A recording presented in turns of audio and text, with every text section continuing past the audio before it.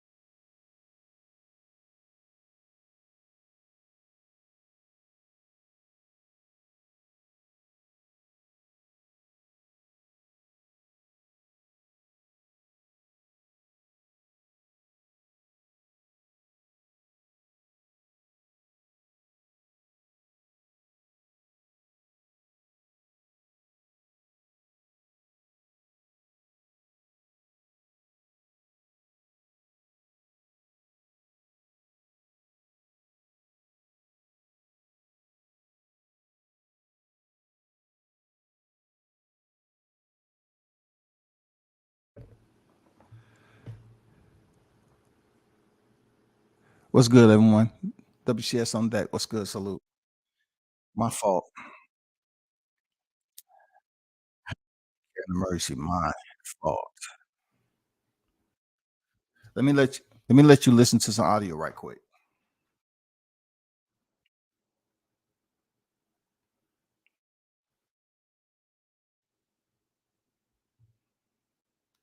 I'm not about what? I'm not about what? You don't want to fight. You said I'm not about what? You don't want to fight. Man, go to sleep. Go to Don't want sleep. to fight. All right, go ahead. You dreaming, man. You talking in your dreams, Don't man. want to fight. Yeah, we asked for that.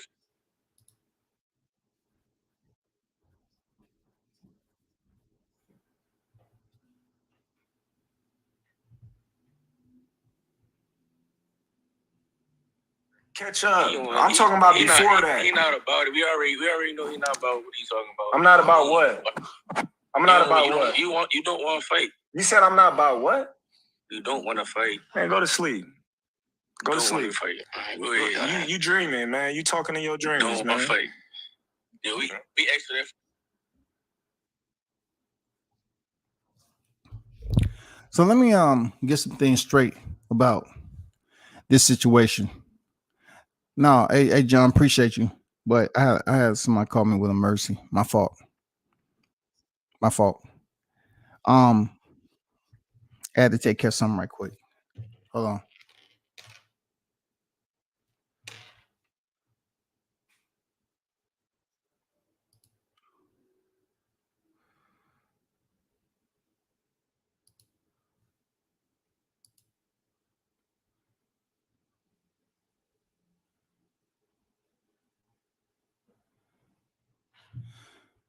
Okay, check this out. I'm just gonna edit the first part. My bad. You know, people. I had to take care of something. My apologies, people. But check this out, though. Let's get down to it. Hey, shout out to first in the building, DBMH on deck. Man, salute to you. You know what I'm saying? Boxing Fan Talk, what's good? Greetings, WCS and Fan Talk. John Nori, appreciate you. Salute to you, brother. On deck. Pablo on deck. Salute, WCS. It is silent for y'all, too. I appreciate y'all putting that in the chat, man. Christopher White, salute. What's good? Tony Boswell, man. I'm seeing you in a minute. You know, big shout out, man. Appreciate you pulling up there, Tony. Big Blunts and Boxing on deck. Shout out to you. Man, shout out to everyone with families, loved ones, man. Shout out to y'all. Hope everything is great. Yeah, I had to take care of the situation. But let's get down to it, right? Matter of fact, let me see. You know what? Hold on for a second.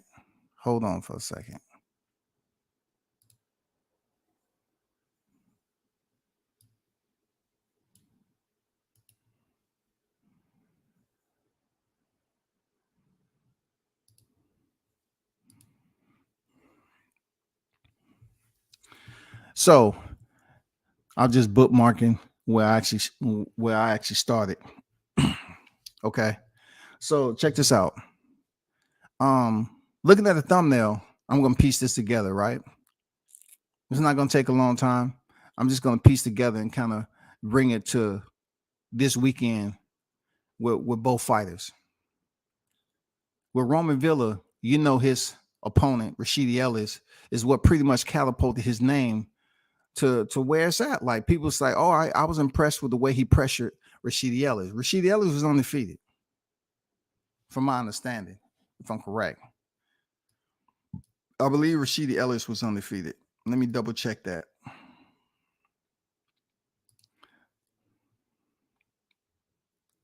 Yeah, Rashidi Ellis was 24-0, undefeated at the time he stepped in the ring with Roman Villa. Okay, we all see what play out. You know, Villa was pressuring Rashidi. Rashidi was boxing, trying his best to counter punch and set up shots, you know, from different angles. But he was constantly pressed up against the ropes, and certain areas didn't fare well for Rashidi Ellis, right?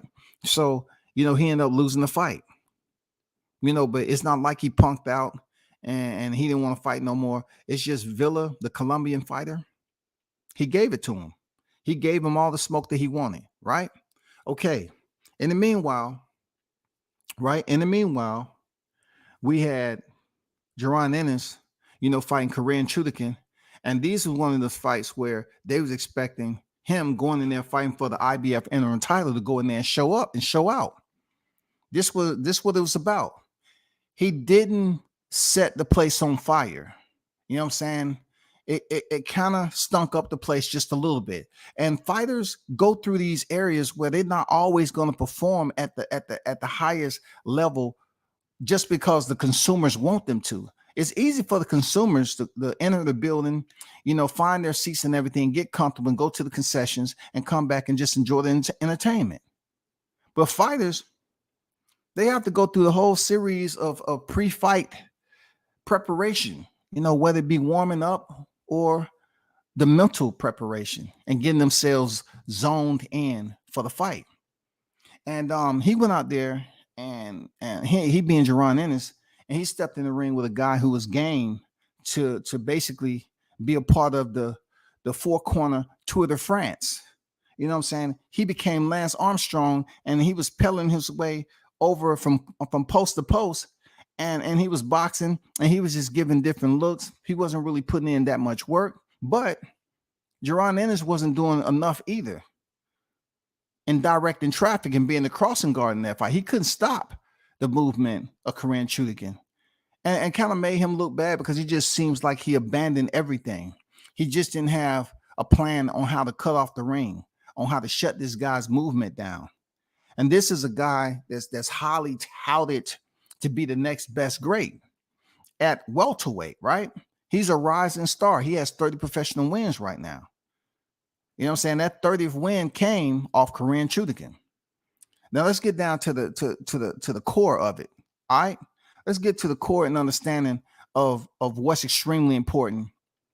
Well, where I'm trying to go with this thumbnail. As you look in the middle, yes, that's Terence Crawford, the two-time to be July 29th. And at the bottom, it says levels. It's the reason why I have Roman Villa and Jaron Ennis in this thumbnail. They're fighting this weekend, right?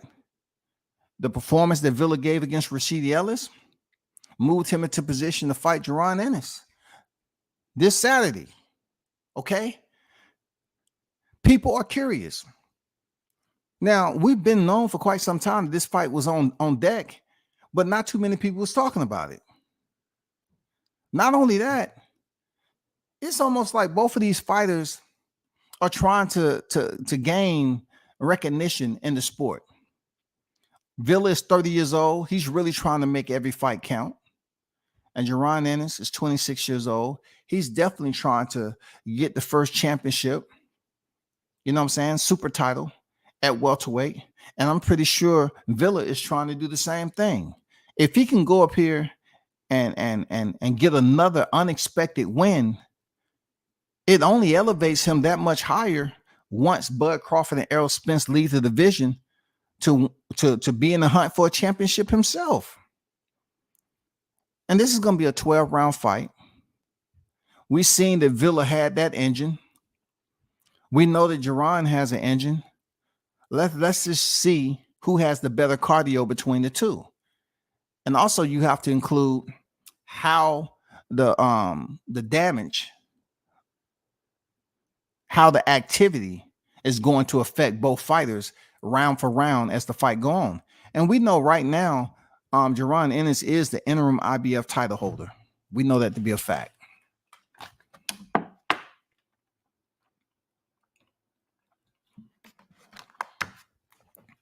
We know that to be a fact, right? So this is where it gets interesting for me. Y'all remember when Crawford had just came out stopping Sean Porter, and then, you know, these bystander onlookers on here that's parading around as content creators, they was attempting to try to throw Boots Ennis' name into the Omaha traffic. The man has just came off a spectacular stoppage over Sean Porter. And in the top of 2022, you have people talking about, oh, Crawford ain't doing anything. You know, Spence, he's about to go in there and fight for a world title. He's about to go fight Yadina Zugas. So Terence Crawford ain't doing anything.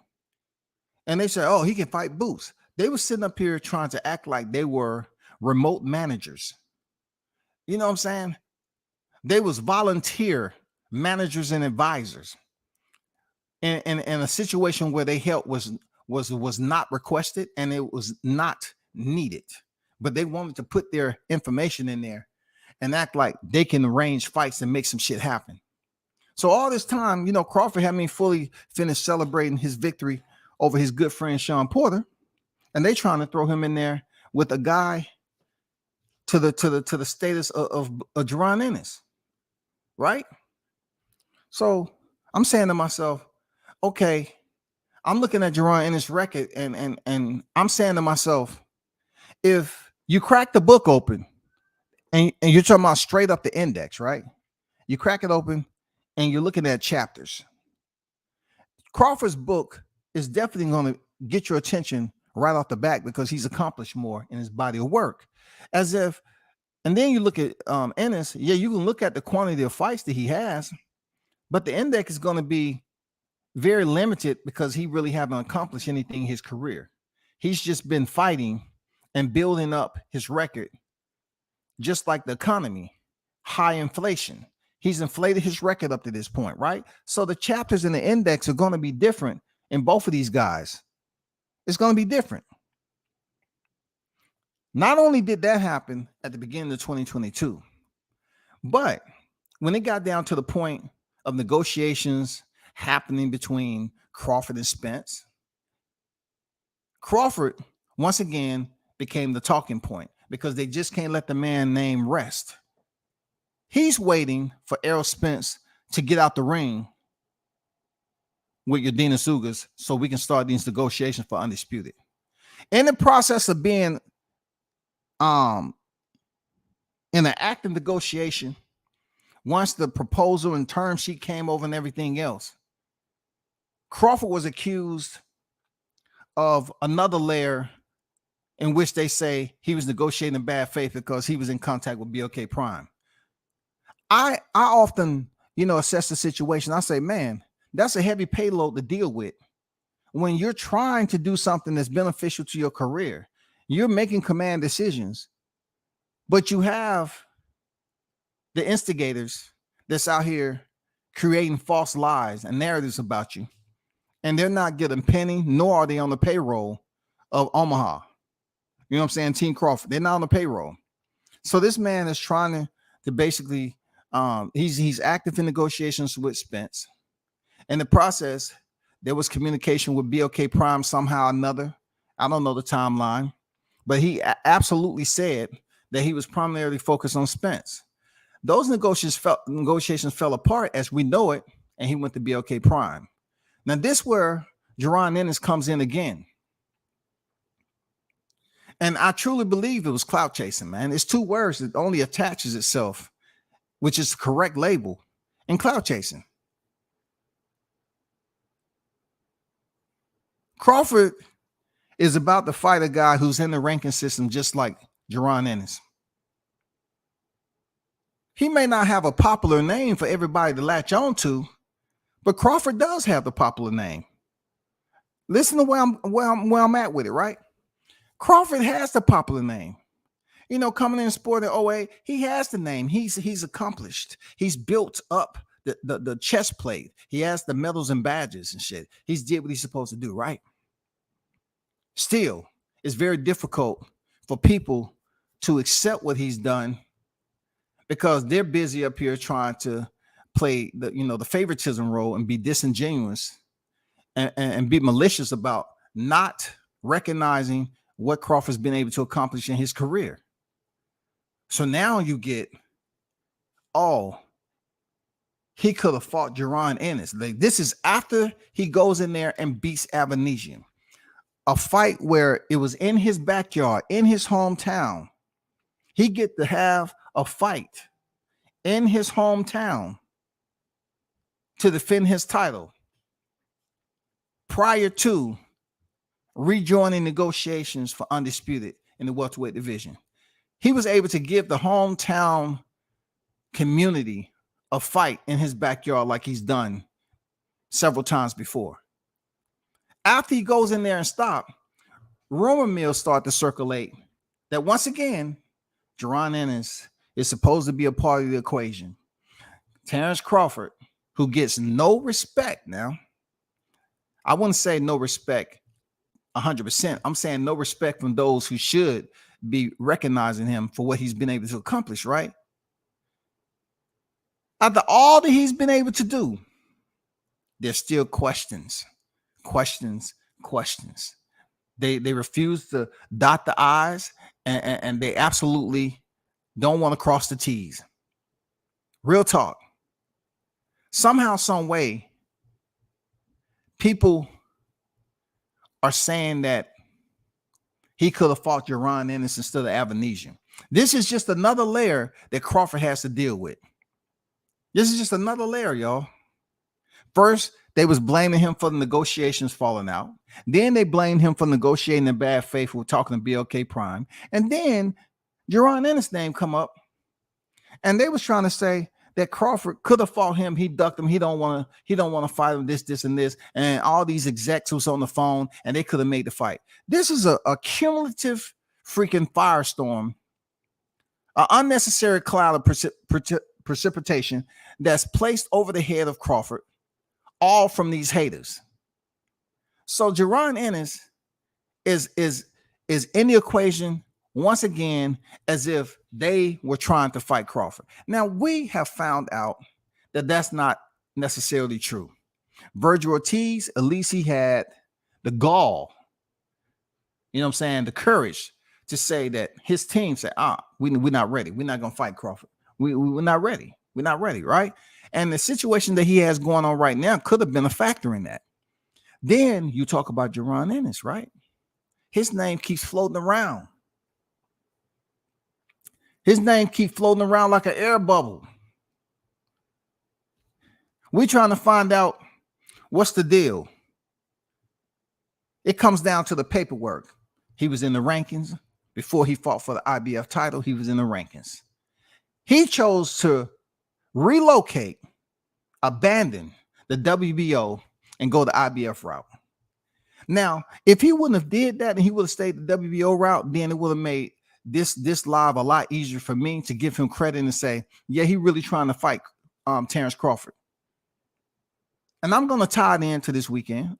Yes, absolutely. I'm going to spin it real nice. Just give me a time. I'm going to continue to paint this picture and goddamn, get this canvas the way I want it, right? So this man abandons the WBO ranking system and he has to fight with Karen Chukhadzhian for the IBF interim title. He aborted mission with Crawford. He absolutely aborted mission, y'all. He left. He could have stayed over there and maintained residence and potentially got a fight with Crawford if he would have stayed there. I'm just saying might. He could have did it. I mean, clout chasing has his ways, man. People have different itineraries on clout chasing. You know what I'm saying? But I tell people to this day, how can you clout chase someone that you say that don't have any clout because they haven't did anything? So if the attraction is there, the clout has to be there. If you have a reason for trying to follow Crawford, it's for that same purpose that, okay, he has done something special in his career. He is at the top of the chain of command. And, I want what he has. Just give him the recognition. Just say, yeah, that's what I want. Don't act like you just, I can beat you. No, why do you want to fight me? Just because I can beat you. You got a title. No, you want the name on your resume. You want the name. So we get down to Jaron Ennis winning the fight against Karen Chukhadzhian. He didn't look that good. Chukhadzhian was in the Tour de France. He decided to be Lance Karen Chukhadzhian Armstrong, and he was pelling himself all over the freaking ring. But Jaron Ennis didn't know how to slow down the pedals. He didn't know how to flatten the tire. He didn't know how to pop the chain. He didn't know how to take Karen Chukhadzhian off that bicycle and make him a static display and start punishing him. He didn't do it. He looked subpar. He kind of stunk up the place and people was booing. You know what I'm saying? I mean, and fighters have fights like that where styles make fights and they just can't make it happen, right? So he won a title. Okay? He won a title. He's a current reigning interim IBF world title, world title holder, right? So now it comes to this weekend, which is extremely important for Vida and Jaron Ennis, because Vida, if he goes in there and upsets Jaron Ennis, it further elevates him to a higher notch in the welterweight division with Jaron Ennis, who is 30-0 on his record. Then for Jaron Ennis, he needs to. He's not going to get as much recognition as Vida would get defeating him as Jaron would get defeating Vida. Jaron has to go in here and not only defeat Roman Vida, but he needs to look very, very special doing it. He needs to. Now, listen to me. It's nothing that he gets out of this except a win. He's not about to face Terence Crawford, and he's not about to face Errol Spence. He's not. He's not. But he's in a dilemma. He's in a dilemma. And let me provide you with the information that places him in this dilemma. The fact that he's been trying to say that Crawford didn't want to fight him. As you probably heard, this has been the toilet paper that's been floating around for quite some time. You know how wet toilet paper is? You know what I'm saying? I mean, hey, you throw toilet paper around, man, and put it in the toilet. It look all the same. It don't matter if you wipe your ass with it or you just rolled up and just threw it in there. It all looked like shit, right? So he was on record with $1 million worth of game, and he attempted to say that Bud Crawford don't want it. You don't want it. And one thing I salute Crawford for is pretty much his composure. And that's going to be an area of his fight game that is going to be on display, that's going to play a significant role come July 29th. His composure, man.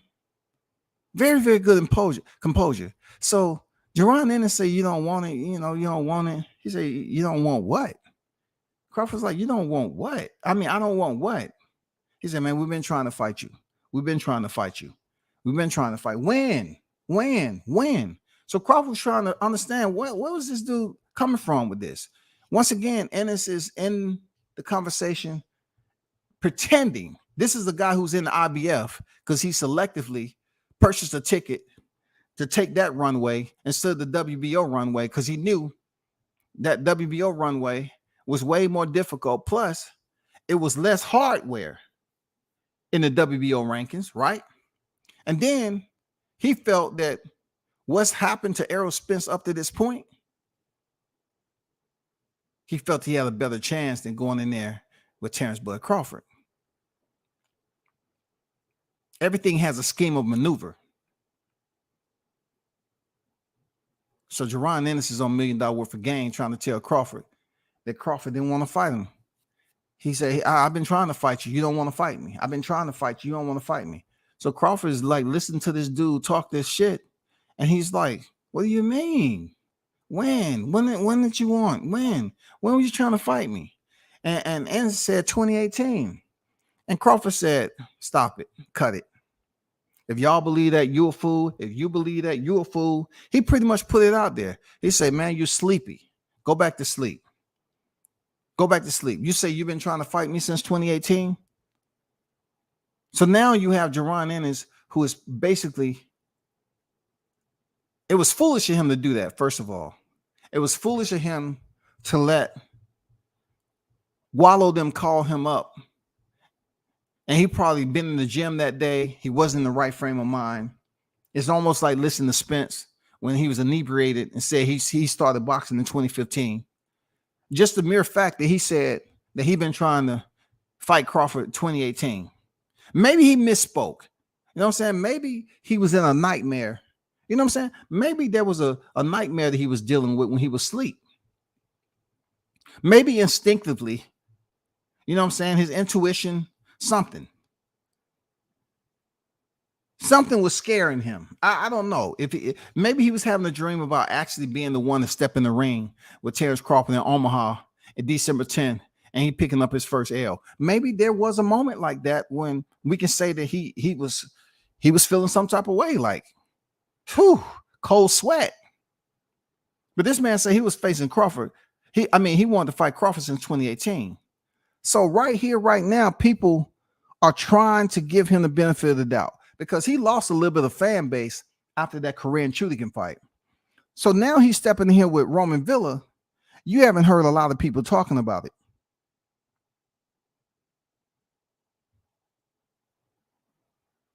You haven't heard a lot of people talking about this fight. In order for Ennis to get some type of reprieve, some type of get back, for him to rebound, you know what I'm saying? For people to forget about, because they're saying, hey man, he's the goods, he's the total package. You know what I'm saying? And I do believe Ennis is going to be a multi-division champion. You know what I'm saying? I do believe that. He's talented. But there are levels. There are levels to this game. Real talk. I don't have to be a person that's held multiple titles to say there's levels. I can be an observer.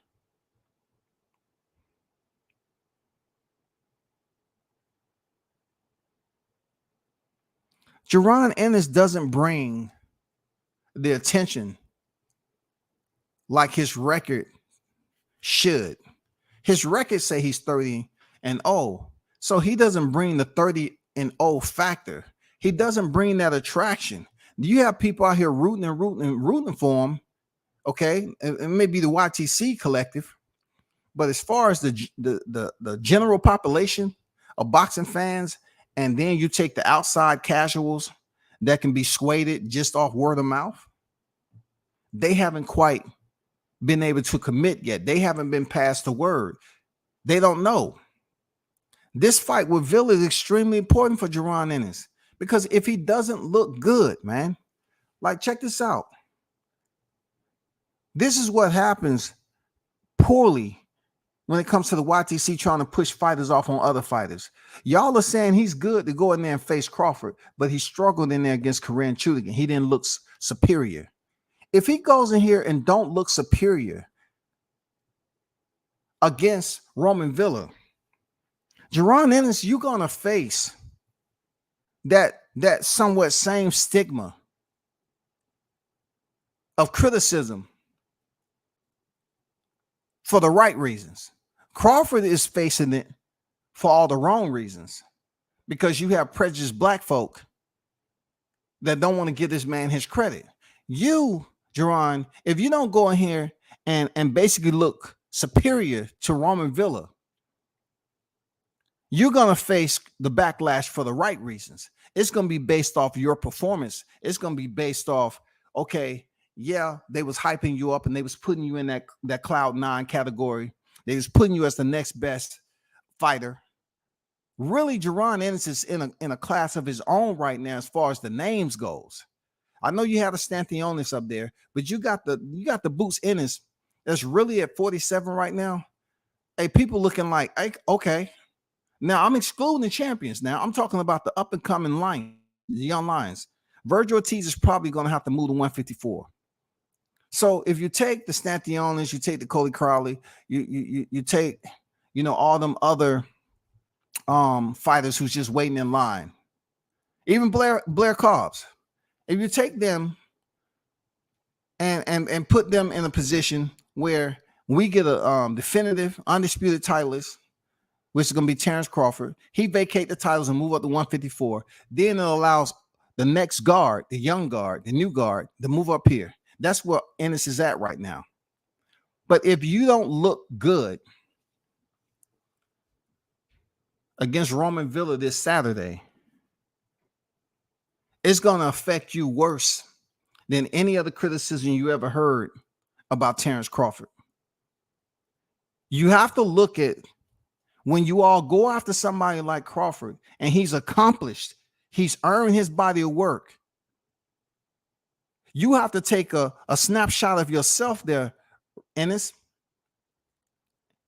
And you have to understand, you're basically gassing off hype right now. Everything is hype right now.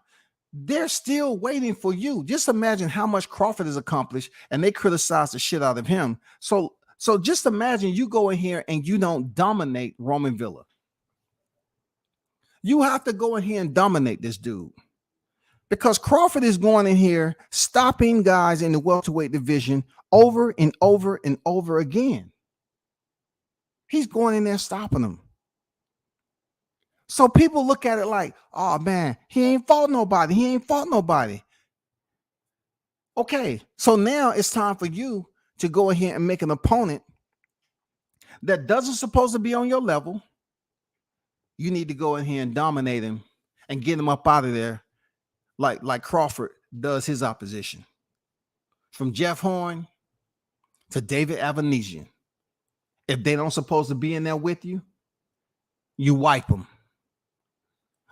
Your fans is waiting on you to go in there and wipe a worthy opponent. Make it look easy. They waiting for you to wipe your opponent consecutively.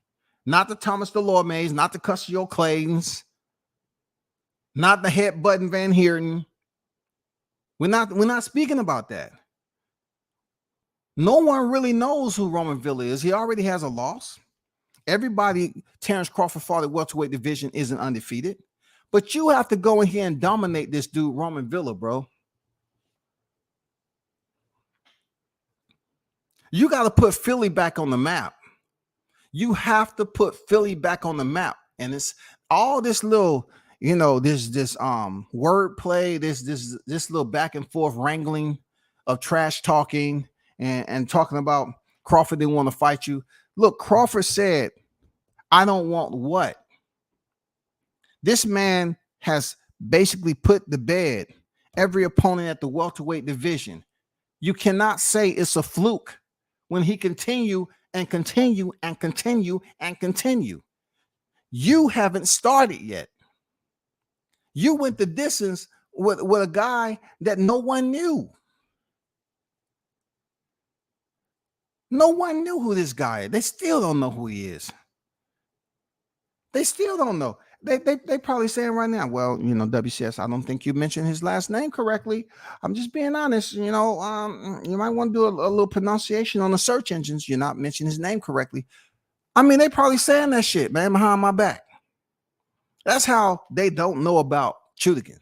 But you have to go in there and fight the guy who went in there and be the up and coming guy that was in your same position. Rashidi Ellis had that same hype. You know what I'm saying? He had the same hype. And they was boosting him up. He had a little hiatus, but people were still boosting him up. You're right in that position that Rashidi Ellis was when he fought Roman Villa. You're in that same position, bro. You're going to have to go ahead and dominate it, Jerron. Real talk. You cannot go in here and allow this guy to even come close to being on your level and basically putting you in predicaments throughout the fight where it seems like you can't fight your way out. Like they say you're a switch hitter, and you know what I'm saying? You are all around technician. You're a switch hitter. You got the total package. You cannot go in here and let Villa do what Chukhadzhian did. Just play around, dictate the pace, move. You know what I'm saying? Pick and choose when he want to damn engage you or not.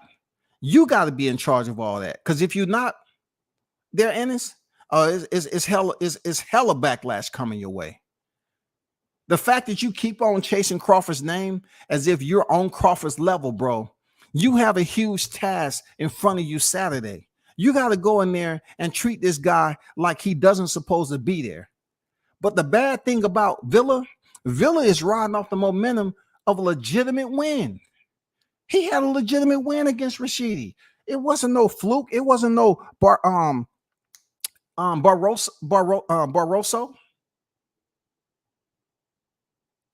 This wasn't no Barroso stoppage.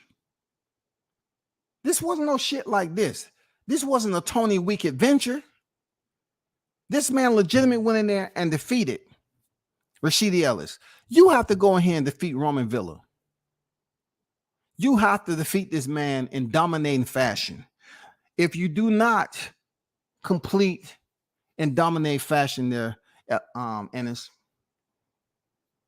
you're going to not only find the Philly fans turning their back on you, but you're going to find out quick in a hurry on how the YTC platforms and these segues on here will gas away from you quick. Quick, man. They're going to hit the highway on your ass quick, bro. You got to go in here and get this dude either out of here, or you got to dominate the fight and get the referee stoppage. You cannot go in here and go tit for tat with Villa, a fighter that no one knows. When you talk about Ennis, people know you. When you talk about Villa, people know him off Ellis. They know how tough he was. They know he stayed right there. You know, he was giving him that present pressure right there in the front door, and he was willing to take a punch to give a punch. He made a very exciting fight, up close and personal. He kept Rashidi Ellis uncomfortable damn near the entire fight. And for what Rashidi Ellis was given, his punching power, it didn't seem to affect Villa. I'm not saying your punching power is the same as Rashidi Ellis, but you're going to have to prove to Villa that you just had an off night, man. That's all you have to prove, that you had an off night there, Ennis. Because I don't like, I don't like it. So many people just trying to put themselves in a position that they're on the level to step in there with Crawford or Spence. But yet you haven't had a resume for that. And then not only does Crawford has the body of work to put him at the level that he's at, it's the fact that people don't respect what his accomplishments, how he's been able to get it done. They want to say because he made him look like nothing, the amount of respect and recognition is going to be absent too. They're not going to give it to him because he's just making. They want to. He's at a point right now where they're trying to compare him to another fighter in Spence. So it's a popularity contest where they want to say we like Crawford more. I mean, we like Spence more. We like Spence more, but we want to talk about Crawford. We like Spence, but we're going to talk shit about Crawford. Even though he has accomplished more, we're going to talk shit about him. In reality of it all, and it doesn't change the fact they can't erase what Crawford's been doing in his boxing career. And you're going to have to understand that in order for you to even get on a level, because Crawford's on his way out the door, Spence is going to be his way out the door. You have a career ahead of you, big dog. You cannot go in here and answer the bell and let Villa dictate the pace. You can't let him dictate shit this weekend.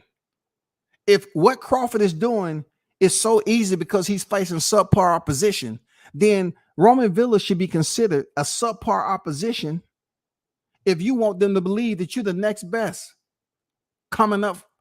If you're the next best to take over sometime in the pound for pound list, you're the next best in the welterweight division. You need to prove it to him, bro. You need to go in here and make sure you put a stamp on this bitch. You got to put a stamp on it, man. Because if you're going to clout chase a pound for pound fighter's name, let's be honest, man. If you're going to clout chase Crawford's name, Villa shouldn't be any more than a David Avanesian to Terence Crawford. It shouldn't be no more than that. Villa should be a David Avanesian, right? Should Villa be a Igis Kavalaskis that they love talking about? I mean, let's do. I mean, who can we compare names to in the welterweight division? Who can we compare Villa to that Crawford has defeated already? Who can we compare him to? We can't compare him to Sean Porter.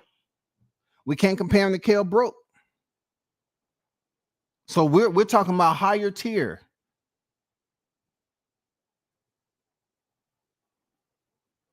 The metric is different. Who can we compare him to? Jose Benavidez? Can we compare him to Benavidez? Would Benavidez win against Villa if they was to fight? What about Jeff Horn?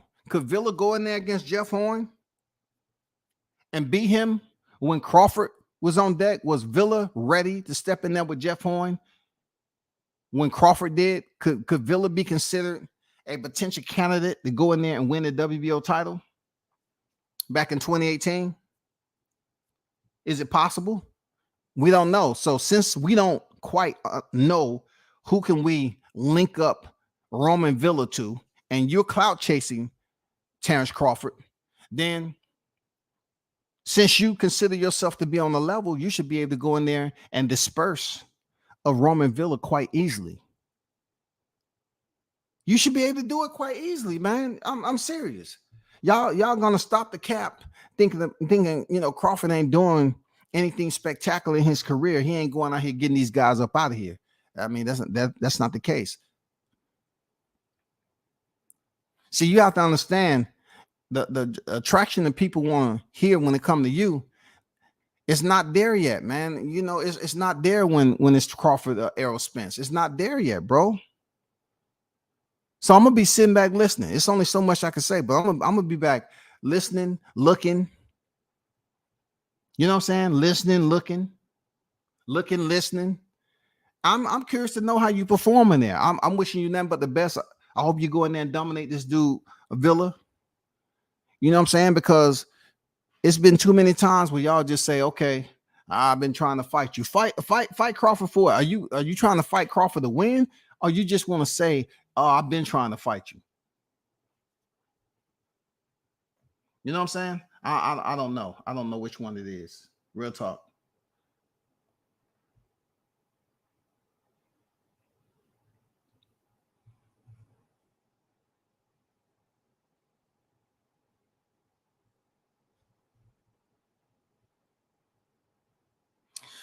Let me get to the chat right quick. And once again, my apologies for the gap, man. My apologies for the gap. IB said 2 for 1. Hell no, nigga. You ain't giving me a second time. Shame on me, goddamn it. Hell no. As of July 1st, weed has become legal. That's what's up, man. Andrew Charles, what's good with it? WCS salute to you, Andrew. Truth be told, Villa's win over Ellis is better than anyone on Boost's resume. Should be a great fight. I kind of disagree there, Nori. I kind of disagree because Sergey Lipinets fought Mikey Garcia.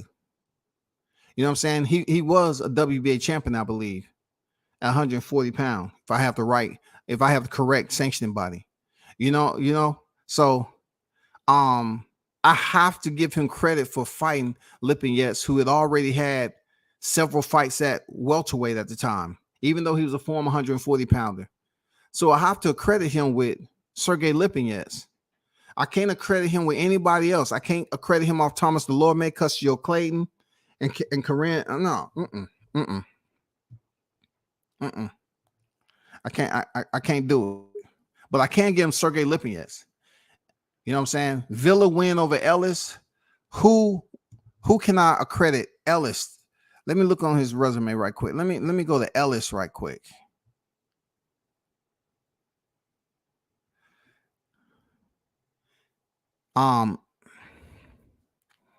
It's difficult. It's difficult. Ellis had one fight in 2017, one fight in 2 fights, 3 fights in 2018, one fight in 2019, one fight in 2020, one fight in 2022. You know what I'm saying? So I can't give Villa that check box. I can't do it, man. But performance-wise, I liked how he performed. Seriously. I like how he performed. I got that you just said, in the DM, they're blunts. Jesus Christ. I'm gonna stay on topic, goddammit. After I get through this chat, I'm gonna cook on this shit, dog. Hell to the no, nigga. Okay, I'm hard on Boots. I'm not one of these guys who promoted him to elite status just because he beat Delorme and Bud stumped on Porter. He's got to show me something. I agree, Andrew. That's all I'm saying. He has to show the boxing that's hyping him up to be the next great at welterweight. He has to come in here and basically cancel these guys out like Crawford. If you can't get him up out of there, stop trying to link yourself up to Crawford, who's been able to get opponents out of there that people are saying that's not on his level. You're saying these opponents wasn't equal or greater. So Crawford pretty much made them look like they was just that. I got them up out of there. They was worthy. They was worthy opponents. So he's saying, but they're not on my level, and I'm going to treat them as such. And he get them up out of there. I don't know if Boots is able to do it. He can do it. Come tomorrow now. I mean Saturday. He can do it. I don't know, bro.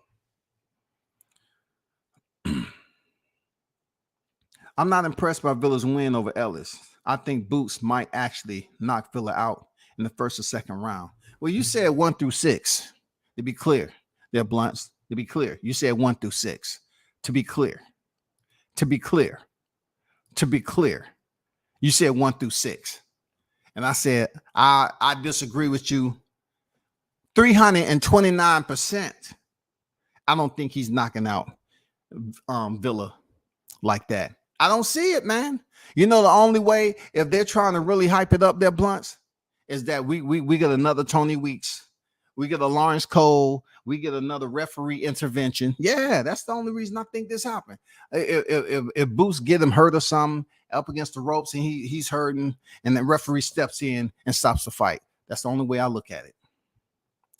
Crazy thing is they never said anything Spence did in bad faith when he was signed to fight Ugas first. And when Manny came along and he dipped off like crickets. Hey, true facts, Juice. Drop those gems on them. Polish them joints up, them VVSs. Drop them gems off, them diamonds now. Facts in the chat, goddammit. Facts in the chat. They didn't say too much of anything, right? You know what I'm saying? They didn't say too much of anything because he wanted that Manny Pacquiao fight. He wanted to fight that older legend. Nobody was saying nothing about age, right? They weren't saying nothing about age, man. They just wanted Manny to be the guy. You know, Errol wanted Manny to be the guy, man. Go in there and Manny. Please, Manny, beat Udinese Ugas. Please, Manny, beat him. Beat him, Manny. You know, look, even Team Spence was pulling for Manny. Because they felt that it would be a much easier fight for him to go in here and fight Manny Pacquiao. Plus, Ugas doesn't look as good as a Pacquiao when it comes to the boxing ledger, bro. You know what I'm saying? Never talk about that aspect of Ugas was blindsided. There's a lot of stuff that went on with Ugas. But look, y'all, that's what happened when you receive, belts in the email. When that notification, you have mail. Bing! You have mail. Bing! Okay, you know what I'm saying? That's what happened when you're receiving belts through the damn SMTP service. Simple message transfer protocol. Going back into my acronyms as a data chief officer. You know what I'm saying? When you're pinging the distant end. What's up, chat family? Late to the party. What's up, Karate Boy? How you feeling, bro? How you feeling? Toby Bartlett on deck. What's good with it? Global. Salute to the global. You know what I'm saying? Connoisseurs, the boxing connoisseurs across the pond. Salute to you, brother. Blunts, I'm looking forward to your vid on the weekend fights, especially now that Ortiz is out. A lot of Boots' hype is based on claims he can make Bud easy work and bold claims. That's the bar I hold him to. Okay, I get it. No doubt about it. I feel you with that. You know what I'm saying? That's a sharp understanding right there. That's straight to the point, concise. You know what I'm saying? Ain't nothing wrong with it. They keep on hyping him. All I'm saying is, if you was looking for Bud back in 2018, why did you just go the distance with Chukhadzhian, bro? You can't be looking for that dude that was a killer back then, and you want to go up here and go the distance with Chukhadzhian. Why were you looking for him? Did you have a note? Did he drop something? And you say, oh shit, Bub dropped this $20 bill. Let me go give it to him right quick. Let me go get him. Oh, he dropped this set of keys. Let me go find him. What were you looking for him for? You wasn't looking for no Bud back then. Come on, man. Not after him coming undisputed. What were you looking for him for? What weight class were you at, bro? In 2018, you got word that he was moving up the fight. Jeff Horn, he had a clear path. A clear path moving up from all the belts he had from Julius Ndongo becoming undisputed, right? He had a clear path to fight for a championship in the WBO. And you say you was looking for him in 2018, huh? Okay. I got it. Where were you at in the rankings again? Come on, bro. Come on, stop it. Stop it. Stop it. Boots ain't green either. Got plenty of rounds in. I want to see something. That's what I'm saying. We want to see something. 30 in? Andrew, he 30 in this motherfucker, dog. 30 in this bitch. 30 victories, bro. 33-0. You can't go ahead and let this guy go the distance with you. No. We can't have two unknown fighters go the distance with you, man. You cannot allow that to take place Saturday. That's why I say it's a lot of pressure on Boots, man. It is a lot of pressure on him, man. He cannot go ahead and let this guy go the distance. Man, you want to talk about people turning their back and start spinning you? You start mentioning Boots. Oh, man, let's change the subject, man. Let's talk about something else, man. People gonna start yarning and shit, man. I'm telling you, I'm wishing, I'm hoping for you, Boots. You just go in here and get the shit done. But all this Crawford, taking shots at Crawford, talking about, oh man, you don't want to fight, bro. Show us that you can go in here and get this opponent out of just like Crawford does his opponents. Show us that you got it in you, shawty. That's all we want to see over here. I think Boots make a statement also because he's tailor-made for him. He is tailor-made. Good assessment. He's coming forward. And, from what we understand, Boots will definitely, supposedly, that karate body, supposedly be a more precisioned, appointment type of fighter with the counter shots. If this guy, Villa, is going to go in there and press Boots, Boots is supposed to be a bit more of a stronger fighter than Rashidi Ellis, possesses a bit more power, supposedly, than Rashidi Ellis. And potentially, if he's able to pick his shots, his placement correctly, and have that timing, he could bust up Villa early with that type of style of Villa just coming in the high guard. We've seen fighters get busted up a lot that way. You know what I'm saying? Errol Spence busted up plenty of fighters that was in the high guard. You know what I'm saying? Lamont Peterson was busted up, both eyes swollen and everything. They can come around the outside of the guard or straight through the guard. I don't know how's it going to play out, because one thing about what we've seen with Villa is that if he don't respect your power, he's going to stay right there in your space. He's going to stay right there. And he's going to load up on shots, continue to load up on shots, and continue to press until you make him pay.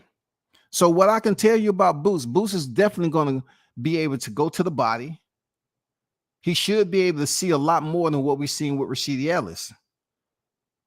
The whole diaphragm, I think boxing IQ wise, Jaron Ennis is going to be able to place his punches differently than Rashidi Ellis did. I definitely see him ripping to the body. I see him ripping around the guard, uppercuts up through the middle. I see him breaking down Villa, which he's supposed to. He's supposed to. I see him, and what I expect, him breaking down Villa a lot differently than what Rashidi Ellis was doing with the high guard. Rashidi Ellis was just throwing punch combinations, and you wasn't really just picking a location and say, okay, I'm going to rip to the body, hook to the body. You know what I'm saying? Hook up top, hook to the body, hook up top, doubling up on those shots. He was just pop, pop, pop, pop, pop, pop, pop. And Villa was like, you know, I got my guard up. Not all those shots landed. Villa is 135 pounds, so that makes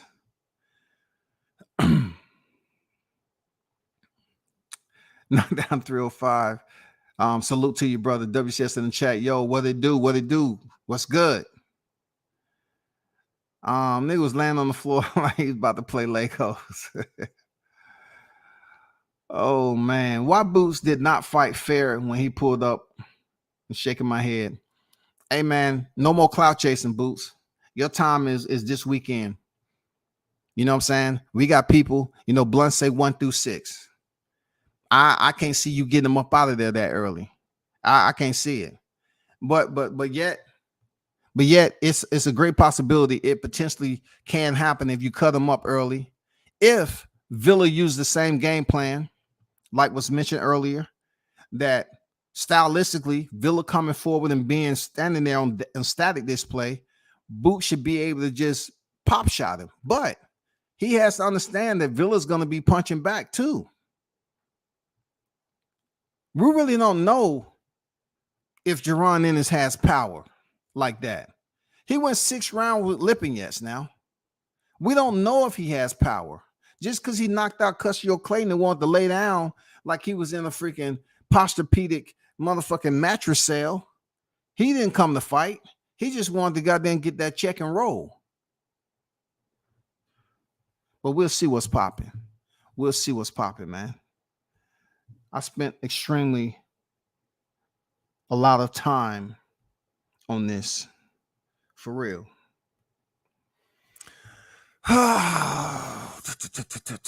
But we'll see how you get it in, because you've been clout chasing Crawford's name for a long time, Boots.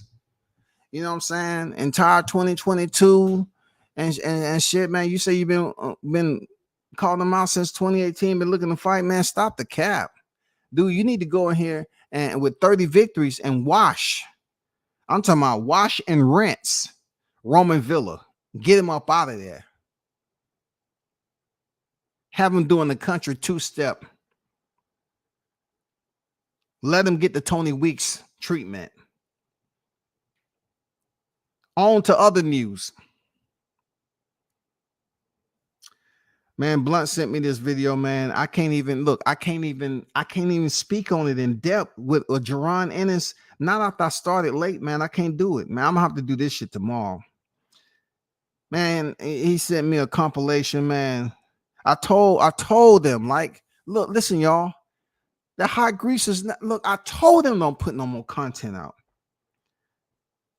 Blu-ray. Oh, Blu-ray, where are you? Where do you stay? Because if this strength and conditioning, what I'm looking at, thinks he's going to beat Crawford, it's no way. I don't see it. I'm looking at a video right now that Spence is still holding weight around the belly. He looked disinterested. Very good video. I need to really download this shit. Let me see, can I download this? Because I don't even think I can download this shit. I don't know if I can download it or not. Let me try. Anything is possible. But this right here,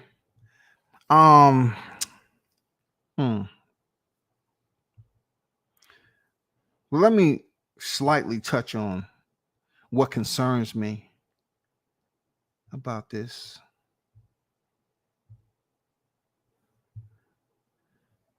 So I'm looking at a video of Spence and his strength and conditioning coach taking him through some drills, and being that we're basically ticking ourselves closer to this July 29th date with 23 days. This guy doesn't seem to be enthusiastic. Him being Spence, right? He doesn't, his muscles, his muscle bellies doesn't even look full. Like, he looks very frail. His face is looking down once again. He doesn't look happy. I'm not even exaggerating this shit, y'all. Like he doesn't look happy with the exercise his strength and conditioning coach is giving him. The exercises to me, it just seems like everything is ouch, ouch, ouch. He don't give me that Blu-ray entertainment value like the amplification is extremely low, man.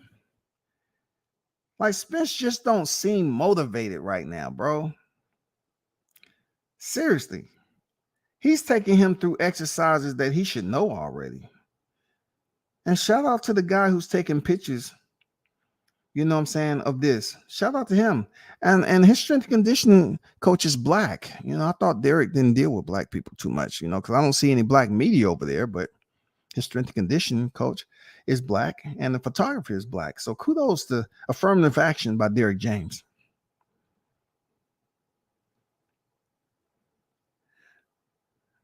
So he has him in some tennis shoe socks. Got the grips on the bottom, it looked like, or not. I don't know, y'all.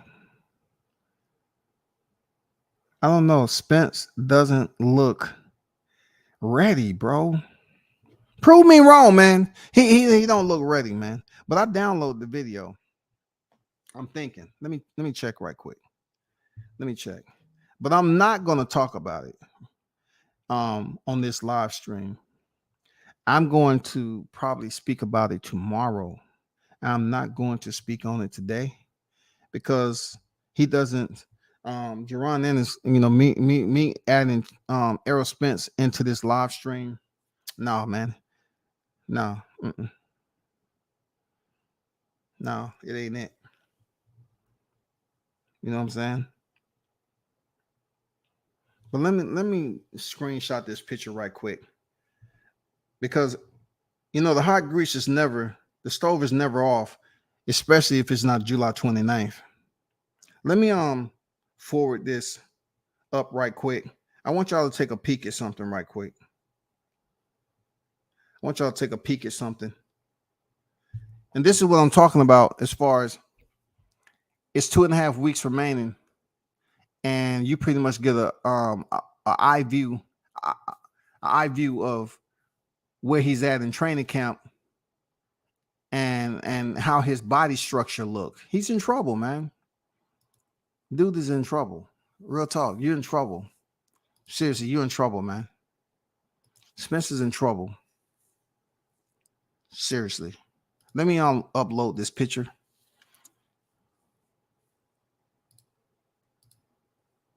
So let me also put a tweet that Spence put out there, right? Earlier today, he said, no man wants to see his girl fanned out and crushing over another dude, especially if he at home with the baby. Now, I can almost promise you're not going to get a tweet like this from Terence Crawford because he's locked in and he's worried. He's not worried. He's training for the fight.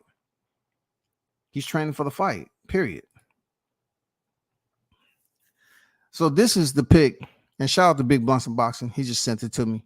You know what I'm saying?